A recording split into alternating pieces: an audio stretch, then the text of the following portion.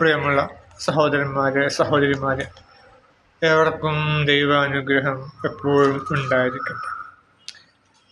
ബിസ്മില്ലാഹിർ റഹ്മാനിർ റഹീം. ഇലൈഹി മർജിഉക്കും ജമീഅൻ വഅദുല്ലാഹി ഹഖ്ഖൻ. അവങ്കിലേക്കാണ് നിങ്ങളുടെ എല്ലാം മടക്കം. അള്ളാഹുവിൻ്റെ സത്യവാഗ്ദാനം അത്ര അത്. തീർച്ചയായും അവൻ സൃഷ്ടി ആരംഭിക്കുന്നു.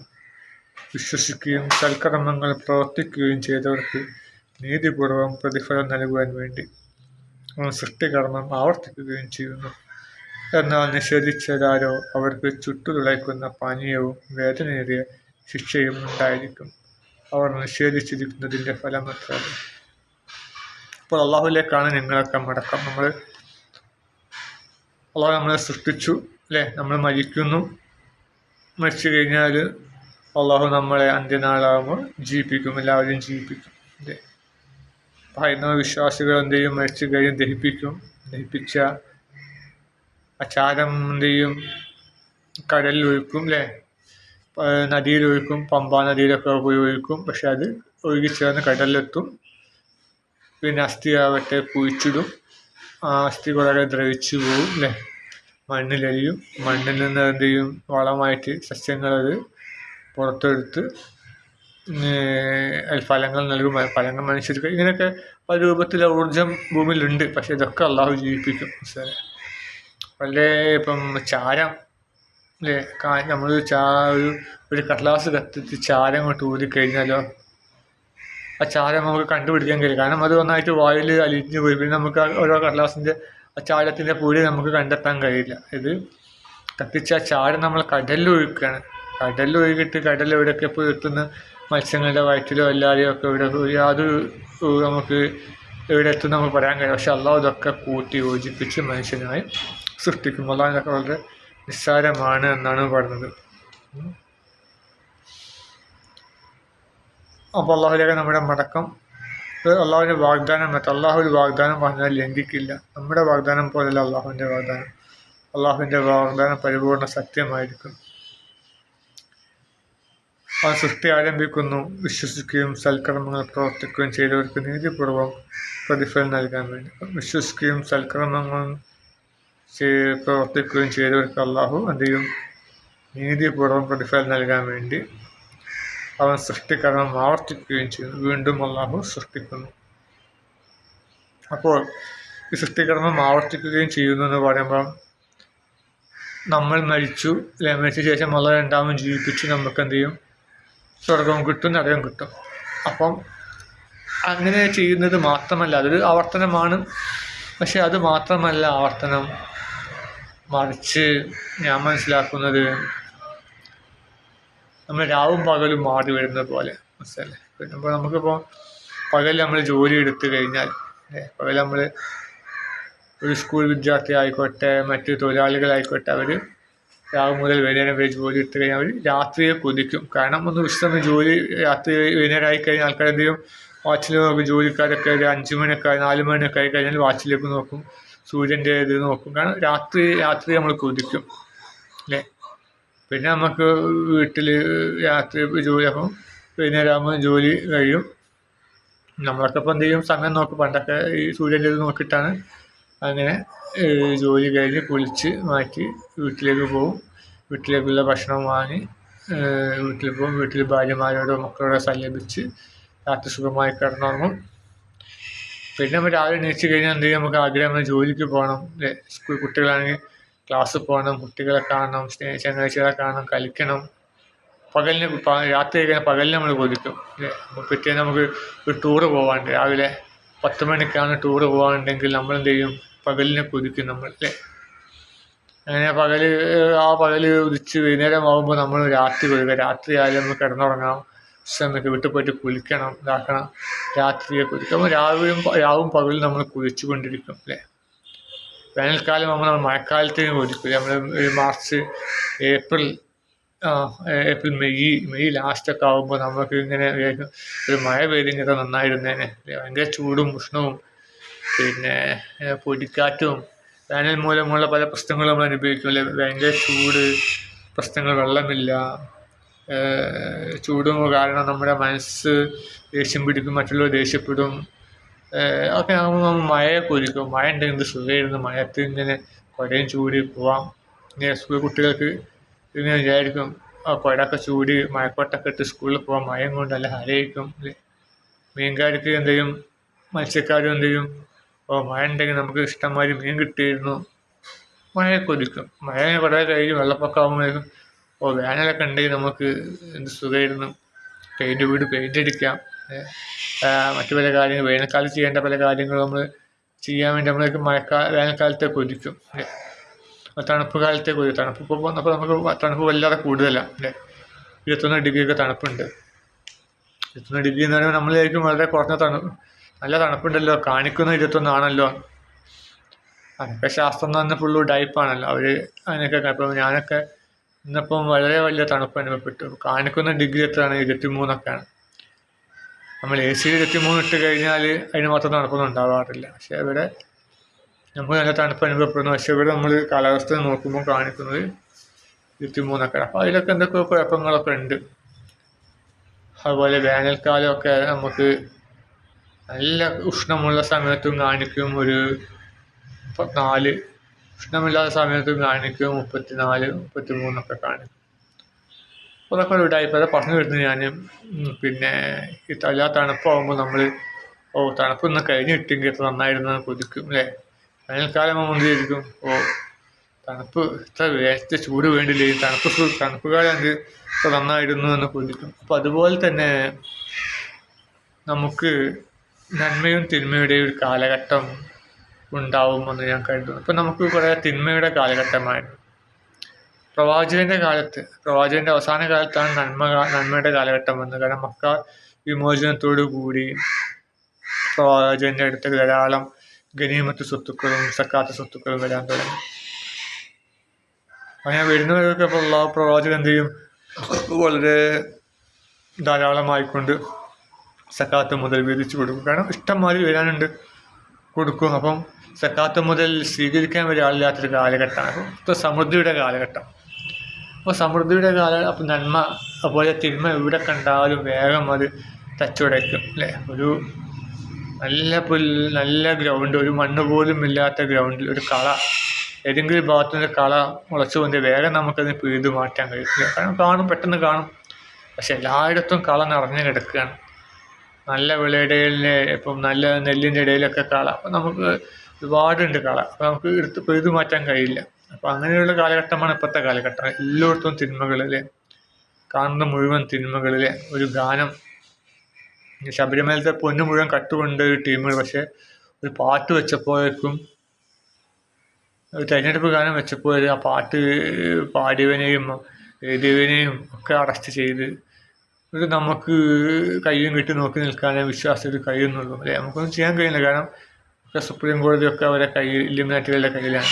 അപ്പം ഇല്ലുമിനാറ്റികളുടെ ഒരു പ്രധാനപ്പെട്ട ഒരു സംഘടനയാണ് മാർക്സിസ്റ്റ്, ദൈവമില്ല എന്ന് വാദിക്കുന്ന സംഘടന. ഇല്ലുമിനാറ്റികൾ ദൈവമില്ല എന്ന് വാദിക്കുന്നവരാണല്ലോ. അപ്പം അവരുടെ മക്കളെ പോലെയാണ് അവർക്ക് കമ്മ്യൂണിസ്റ്റ് പാർട്ടി. അപ്പോൾ കമ്മ്യൂണിസ്റ്റ് പാർട്ടിക്ക് ഒരുവിധം വരുമ്പോൾ അവർ കമ്മ്യൂണിസ്റ്റ് പാർട്ടിയുടെ കൂടെ നിൽക്കും. കമ്മ്യൂണിസ്റ്റ് പാർട്ടിക്ക് അനുകൂലമായിക്കൊണ്ടവർ ഭരണഘടനയും വക്കീലും കോടതിയും ഒക്കെ അവർക്കനുസരിച്ച് നിൽക്കും. അങ്ങനെ നിൽക്കാനേ അവിടുത്തെ ജഡ്ജിമാർക്കും കഴിയുള്ളൂ. ഇല്ലെങ്കിൽ ഒരു ജോലി നഷ്ടപ്പെടും. മമ്മൂട്ടിയുടെ ടർബോ എന്നുള്ള സിനിമയ്ക്കുണ്ട്. ടർബോ അതിലൊരു ബാങ്ക് മാനേജറായ സ്ത്രീ നടി എന്തോ ആ ബാങ്കിൻ്റെ മുതലാളിയൊന്നും അറിയില്ല. മുതലാളി എപ്പോഴും ബാങ്കിലേക്കൊന്നും വരാറില്ല. പക്ഷേ ആ ഒരു നടപടി എടുത്തപ്പോഴേക്കും പിറ്റേന്ന് ആ മാനേജർക്ക് ബാങ്കിലേക്ക് കയറാൻ കഴിയാത്ത അവസ്ഥ. എപ്പോഴൊക്കെ എല്ലാതും വലിയ വലിയ സ്ഥാപനങ്ങൾ ആക്സസ് കാർഡ് ഉപയോഗിച്ചിട്ടാണ് കയറുക. ഗേറ്റിൻ്റെ അവിടെ ആക്സസ് കാർഡ് കാണിച്ചു കഴിഞ്ഞാൽ ഗേറ്റ് തുറക്കും. അങ്ങനെയാണ്. ആക്സസ് കാർഡ് ഇട്ടിട്ട് എന്ത് ചെയ്യും, ഗേറ്റ് തുറക്കുന്നില്ല. അങ്ങനെ വിളിച്ചപ്പം അങ്ങനെ എല്ലാവരും വന്നു, ഒന്നും ചെയ്യാൻ കഴിയില്ല. അന്ന് ഒരു ഓഫീസിൽ കയറാൻ കഴിഞ്ഞിട്ടില്ല. അത് മാത്രമല്ല രാജിവെക്കേണ്ടി വന്നു. മനസ്സിലായില്ലേ, മാനേജർ സ്ഥാനം രാജിവെച്ച് പോകുന്നു. ഒന്നും ചെയ്യാൻ കഴിയില്ല എന്ന് പറഞ്ഞു. എൻ്റെ ആൾക്കാർ വന്നപ്പോൾ നമുക്കൊന്നും ചെയ്യാൻ കഴിയില്ല എന്ന് പറഞ്ഞു. അപ്പോൾ ഇത്രേ ഉള്ളൂ. വലിയ വലിയ ഇല്ലുമിനാറ്റികളോട് കളിക്കുമ്പം അവരുടെ എല്ലാം അവരുടെ കയ്യിലാണല്ലോ. സുപ്രീം കോടതിയും കാര്യങ്ങളും സോഷ്യൽ മീഡിയയും യൂട്യൂബും ഒക്കെ ഞാനിപ്പോൾ അപ്ലോഡ് ചെയ്യുന്നതൊക്കെ അവരുടെ കയ്യിലാണ്. തൽക്കാലം അവർ എൻ്റെ വീഡിയോ വലിയ റിച്ച് ഇല്ലാത്തത് കൊണ്ടും പിന്നെ അവർക്കിതൊക്കെ ഒരു രോമം പോലെയുള്ളൂ മുസ്ലിം ഇത് ശരീരത്തിലിരിക്കുന്ന ഒരു ഈച്ച പോലെ അവർക്കുള്ളൂ ഇതൊക്കെ. അപ്പോൾ അവർക്ക് ഇതൊന്നും പ്രശ്നമില്ലാത്തതുകൊണ്ടാണ് അവരെന്ത് ചെയ്ത് അവഗണിക്കുന്നത്. അല്ലെങ്കിൽ അവർക്കെതിരെ തിരിയുന്നതൊക്കെയാണെങ്കിൽ അവരപ്പം തന്നെ എന്തെങ്കിലും ഡിലീറ്റ് ചെയ്യും. പറഞ്ഞു വരുന്നത് മൊത്തം അവരുടെ കയ്യിലാണ്. അപ്പം അങ്ങനെ തിന്മയുടെ കാലഘട്ടമാണ് ഇപ്പോൾ. അപ്പോൾ ഈ കാലഘട്ടം മാറി നല്ലൊരു സംശുദ്ധമായ നല്ലൊരു നീതിയുള്ളൊരു ജീവിതം, സമാധാനപൂർണ്ണമായ ജീവിതം എല്ലാവരും കൊതിക്കുകയാണ്. അപ്പോൾ എന്ത് ചെയ്യും? ഒരു മഹദി ഇമാമിൻ്റെ രംഗപ്രവേശത്തോട് നല്ല നന്മയുടെ കാലഘട്ടം വരും. നന്മയുടെ കാലഘട്ടം വരുമ്പോൾ ഉള്ള കുഴപ്പം എന്താണെന്ന് വെച്ചാൽ എല്ലാവർക്കും നന്മയും സമാധാനവും ഒക്കെ ഉണ്ടാവും. പക്ഷെ എന്ത് സംഭവിക്കുമെന്ന് വെച്ചാൽ ഞാൻ മനസ്സിലാക്കുന്ന എൻ്റെ അഭിപ്രായമാണ് കേട്ടോ. എൻ്റെ അഭിപ്രായം തെറ്റാനും ശരിയാകാനും സാധ്യതയുണ്ട്.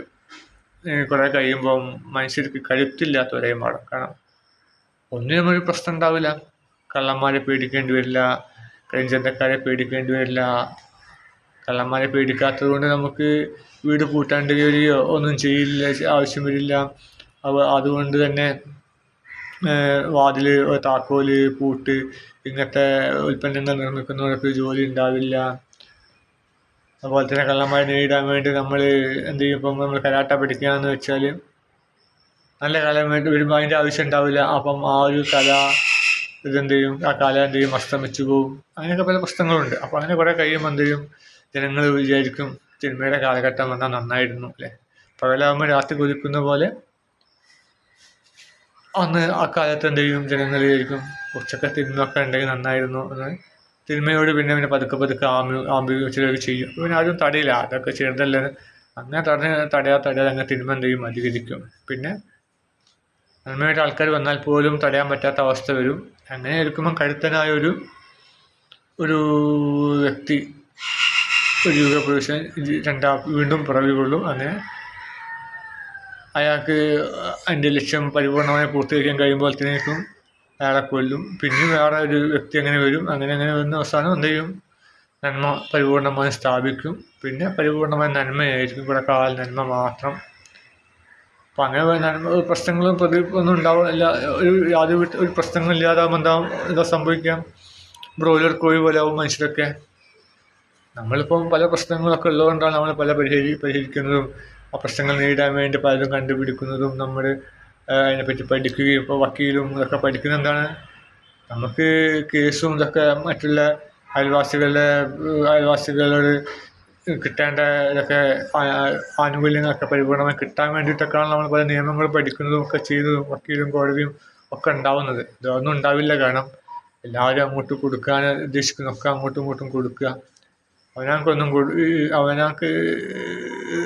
എടുക്കുന്നതിനേക്കാൾ കൂടെ മറ്റുള്ളവർക്ക് കൊടുക്കുക. എല്ലാവരും അങ്ങോട്ടും ഇങ്ങോട്ടും കൊടുക്കുന്നത് സന്തോഷിക്കും. അപ്പം പിന്നെ അതിൻ്റെതായ പ്രശ്നങ്ങളും ഭൂമിയിൽ ഉണ്ടാവും. നന്മയുടെ കാലഘട്ടം തന്നെ ആയിരിക്കും. പിന്നീട് എന്നാലും അതിൻ്റെതായ ചില പ്രശ്നങ്ങളൊക്കെ ഉണ്ടാവും. അതുകൊണ്ടാണ് അള്ളാഹു തിന്മയുടെ കാലഘട്ടം കൂടുതലായി നൽകുന്നത്. ഇപ്പം നന്മയുടെ കാലഘട്ടം വളരെ ഉണ്ടായിരുന്നല്ലോ. കാരണം പ്രവാചകന് പിന്നെ മക്ക വിമോചനത്തോട് ശേഷമാണ് നന്മയുടെ കാലഘട്ടം ഇസ്ലാമിൽ വരുന്നത്. പിന്നെ അബൂബക്കർ റളിയല്ലാഹു അൻഹു, ഉമർ റളിയല്ലാഹു അൻഹു, അലി റളിയല്ലാഹു അൻഹു, ഈ 3 പേരുടെ കാലഘട്ടം. അതെല്ലാം കൂടി ഒരു 100 വർഷമൊക്കെ ഉണ്ടാവുകയുള്ളൂ തോന്നുന്നു. 100 വർഷമൊക്കെ ഉണ്ടാവുള്ളൂ. 100 വർഷമാണ് നമുക്ക് സമാധാനപൂർണ്ണമായ കാലഘട്ടം ഉണ്ടായത്. പിന്നെയും തിന്മയുടെ കാലഘട്ടത്തിലേക്ക് പോയി. പിന്നെ ഒരു സലാഹുദ്ദീൻ അയ്യൂബിയുടെ കാലത്താണ് പിന്നെ കുറച്ചുകൂടി നല്ല കാലഘട്ടം വരുന്നത്. പിന്നെയും നഷ്ടപ്പെട്ടു. അപ്പോൾ എപ്പോഴും നമ്മൾ കാണുന്നത് എപ്പോഴും തിന്മയുടെ കാലഘട്ടം. കാരണം തിന്മയുടെ കാലഘട്ടമാണ് മനുഷ്യനെ പ്രശ്നങ്ങളിൽ മനുഷ്യനെ കരുത്തനാക്കി മാറ്റാൻ മനസ്സിലായി. നമുക്ക് കിട്ടാണ്ട് ഇപ്പോൾ ഒരു ചെറിയ കുട്ടിക്ക് പിന്നെ അവന് കിട്ടേണ്ടതൊക്കെ മാതാപിതാക്കൾ നൽകുക. അങ്ങനെ ആകുമ്പോൾ ആ കുട്ടി എന്തായാലും വലുതായി വരുമ്പോൾ ഒന്നിനും കഴിയാത്തവനായി മാറും, ഒരു വഷളനായിട്ട് മാറും. പക്ഷെ വേറെ കുട്ടി അവന് പിന്നെ വരുമാനം കുറവാണ്. അവനെന്ത് ചെയ്യും?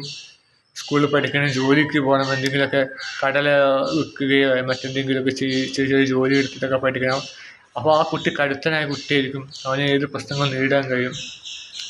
അപ്പം അതുകൊണ്ട് തന്നെ അള്ളാഹു ഭൂമിയിൽ എപ്പോഴും തിന്മയുടെ കാലഘട്ടം എപ്പോഴും അധികരിച്ചതായി വരുന്നു. പറഞ്ഞു വരുന്നത് ഇങ്ങനെ അള്ളാഹു എന്ത് ചെയ്യും, സൃഷ്ടി ആവർത്തിക്കും. അപ്പം നന്മയുടെ ഇതിപ്പോൾ ഞാൻ മനസ്സിലാക്കുന്നപ്പോൾ നന്മയുടെ കാലഘട്ടത്തിലേക്കുള്ള പോക്കാണ്. ഇപ്പോൾ എല്ലാവർക്കും നന്മയുടെ, ഇപ്പോൾ സോഷ്യൽ മീഡിയ ഒക്കെ പരിശോധിച്ച് കഴിഞ്ഞാൽ നന്മയുടെ ആൾക്കാരുടെ എണ്ണം വളരെ വർദ്ധിച്ചതായിട്ടും തിന്മയുടെ ശക്തികളൊക്കെ എവിടേക്കും പരാജയം നേരിടുന്നതായിട്ടും കാണുന്നുണ്ട്. ഇപ്പോൾ WHO ഒക്കെ ഇപ്പം ഉള്ള പല പ്രശ്നങ്ങളും ജനങ്ങൾ കണ്ടെത്തി തുടങ്ങി. വാക്സിൻ വളരെ കുഴപ്പമാണെന്ന് ജനങ്ങൾ മനസ്സിലാക്കി തുടങ്ങി. സാധാരണക്കാർ വരെ ആൻറ്റിബയോട്ടിക്കുകൾ നല്ലതല്ല എന്ന് മനസ്സിലാക്കി തുടങ്ങി. അപ്പോൾ അലോപ്പതി ഡോക്ടർമാർ വരെ അവരുടെ ഐഡൻറ്റിറ്റി വെളിപ്പെടുത്തേണ്ട, അല്ലെങ്കിൽ അവരെ പറ്റി അവർ ചെയ്യുന്നതെല്ലാം തിന്മയാണെന്ന് അവർക്ക് മനസ്സിലാക്കി തുടങ്ങി. ഇപ്പം അതുപോലെ തന്നെ പല സോഷ്യൽ മീഡിയ ഉപകരണങ്ങൾ കൊണ്ടും കള്ളന്മാർക്ക് തേരോട്ടം തുടങ്ങി.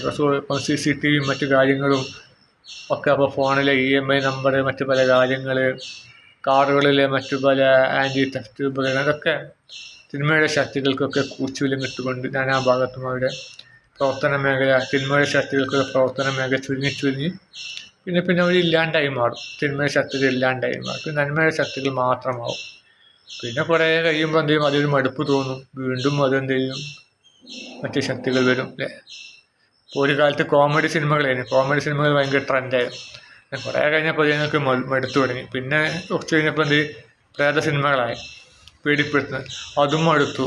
പിന്നെ അങ്ങനെ പലതും മാറി മറിഞ്ഞും വരും. അപ്പോൾ അതുപോലെ തന്നെ അള്ളാഹു സൃഷ്ടി എന്ത് ചെയ്യും, ആദ്യം സൃഷ്ടിച്ചു, പിന്നെയും വേണ്ടി സൃഷ്ടിക്കും, പിന്നെ ശേഷം വീണ്ടും സൃഷ്ടിക്കും. ഇപ്പോൾ നമ്മളിപ്പോൾ സ്വർഗത്തിൽ പോലെ കാലാകാലം വസിച്ചെന്ന് കൂട്ടാം.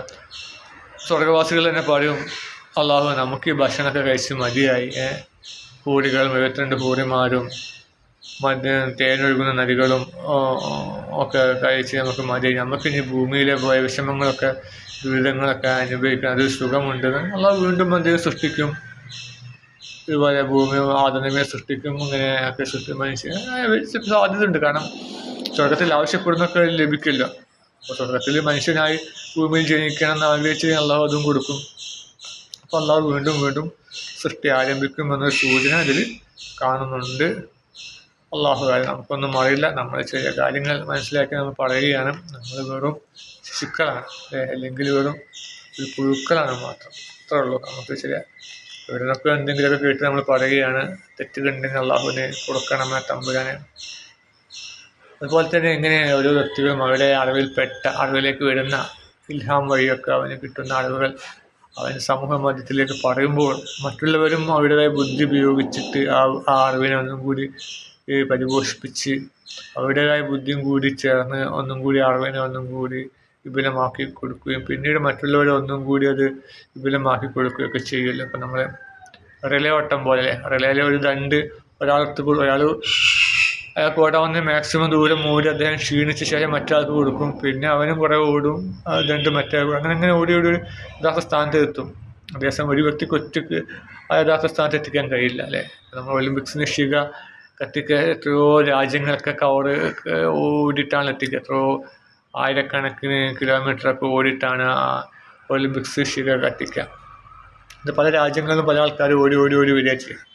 ഒരാൾക്ക് ഒറ്റയ്ക്ക് ഓടാൻ കഴിയില്ല. അപ്പോൾ അതുപോലെ നമ്മൾ ഏതെങ്കിലും ഒരു വ്യക്തിക്ക് എന്തെങ്കിലുമൊക്കെ അറിവ് കിട്ടില്ല, അവന് അത് സോഷ്യൽ മീഡിയയിലൂടെ പറയാം. മറ്റുള്ളവർ എന്ത് ചെയ്യുക, തെറ്റുണ്ടെങ്കിൽ തിരുത്തുക, എന്നിട്ട് അതിനൊന്നും കൂടി നന്നാക്കിയിട്ട് മറ്റുള്ളവർക്ക് കൊടുക്കുക. അപ്പോൾ അങ്ങനെ എന്ത് ചെയ്യും, നമ്മൾ നല്ല അറിവ് വർദ്ധിപ്പിക്കാം. അങ്ങനെ ഒരു ലക്ഷ്യമാണ് ഈ ഉള്ളവൻ ചെയ്യുന്നത്. അല്ലാണ്ട് ഖുർആനെതിര് പറയുകയല്ല. അപ്പം അള്ളാഹുവിൻ്റെ ഗ്രന്ഥം കൂടുതലായി പഠിക്കുവാനും അത് മറ്റുള്ളവർക്ക് പറഞ്ഞു കൊടുക്കുകയും കേൾക്കുന്നവരെ തെറ്റ് തിരുത്തുകയും നന്നാക്കി മിനുക്കി എന്നിട്ട് മറ്റുള്ളവർക്ക് കൈമാറുകയും അവനതിൻ്റെയും അതിൻ്റെ കേടും ഇതൊക്കെ തീർത്ത് മറ്റുള്ളവർക്ക് കൊടുക്കുകയും അങ്ങനെ സംശുദ്ധമായ ഒരു വൈരക്കല്ല് പോലെ ആക്കി, വിജ്ഞാനത്തെ നല്ലൊരു വൈരക്കല്ല് പോലെ ആക്കി മാറ്റുവാൻ അള്ളാഹു തൗഫീഖ് നൽകുമാറാകട്ടെ. ആമീൻ.